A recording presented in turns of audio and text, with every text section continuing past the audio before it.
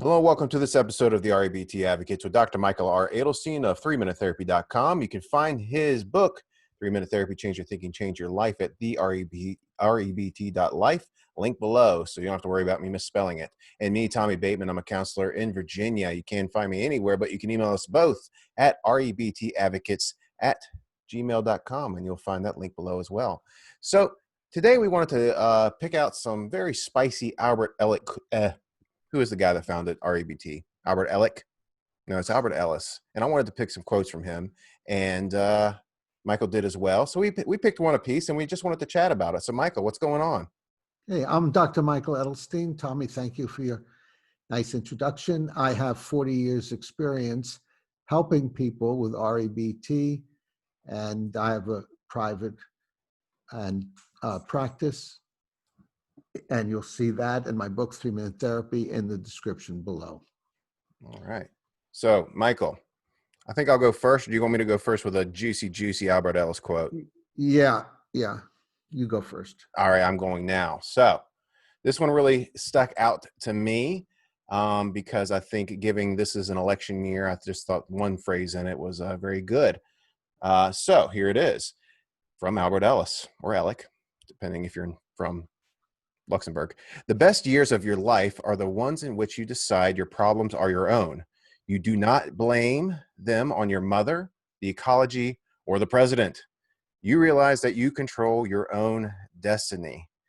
Kind of explains itself, right? That when you stop blaming everything around you and assign responsibility for your emotions to yourself and your thinking, you start to live better.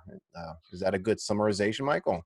I think so. And as an illustration, I often suggest this to clients who are having problems in a relationship and they're disturbed, angry, anxious about what their partner is doing. And I tell them, actually, you're the primary problem, not your partner.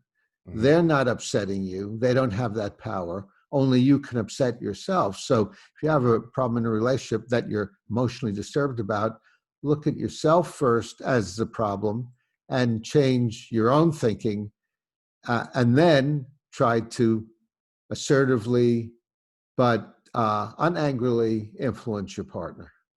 Yep, and truly REBT is a system largely based on that sort of thinking. So Michael, mine explains itself. Is yours much more complex, in depth, and beautiful than my quote? Mine is more historical. Okay. And Albert Ellis wrote, "Now I call myself a rational emotive behavior therapist." When he started out, he first called what he was doing rational therapy. Then he added the emotive, rational emotive therapy. So it was RET for a while, and then the behavior, REBT. And the reason for that is rational therapy, RT, sounds like we just deal with reason and cognition, but REBT is a much more comprehensive therapy. So he added the emotive, rational emotive therapy, and he added more emotive strategies, such as teaching his clients shame attacking exercises, where if you have a problem with shame or even need for approval, you'd go out in the street and doing something that normally would be considered shameful. So for example, you'd get a leash and attach a banana to a leash and walk the banana. Or you'd go into a large store and you'd yell out, "It is now 11 a.m. and all is well," etc. So you do things that you might feel ashamed about, and you would face that shameful feeling you're creating again and again by purposely bringing it up and presumably getting over it by thinking more reasonably about the cause, that I am never a bad person no matter what people think of me. And also another emotive exercise he added was REI, rational emotive imagery, where you picture the worst case scenario. For example, you're giving a speech and forgetting words, And then you allow yourself to feel somewhat anxious while picturing that. And then you change the anxiety, the anxious feeling to just concern, just disappointment by making rational statements to yourself, such as, it's not the end of the world. I can stand forgetting words in a speech, and I can still unconditionally accept myself. And then he added the final adjective, behavior, which we have now, rational emotive behavior therapist. And one of the main behaviors he included was what he called reinforcement, where you set goals and you have rewards.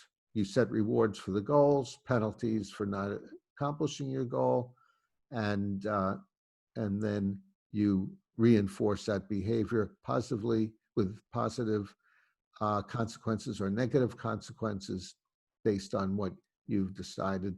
And that's how we got to rational emotive behavior therapy. And Very Tommy, good. did you want to add anything to that? Yeah, the just briefly, I mean, Michael said it all right there that yes, it started from RT to RET to REBT, and it's just simply, well, not simply, but because Dr. Ellis and his contemporaries and folks like Dr. Edelstein here noticed that we can take those core axioms that REBT has, those core tenets, or even just the simple one that I am in control of my emotions based on my thinking, and go further and further and further into more complex and more detailed activities like REI and shame attacking exercises, and even further based on that simple concept.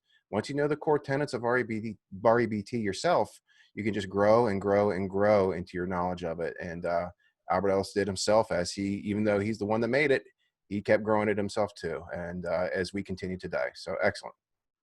Okay, good addition, Tommy. Thank you for that. And if you liked this episode, please comment below, give us a like, and suggest subjects. We're always interested in your subjects, what you would like us to discuss. Further, volunteer, come on, bring with a problem, and Tommy and I will cure you in 30 minutes for no extra charge.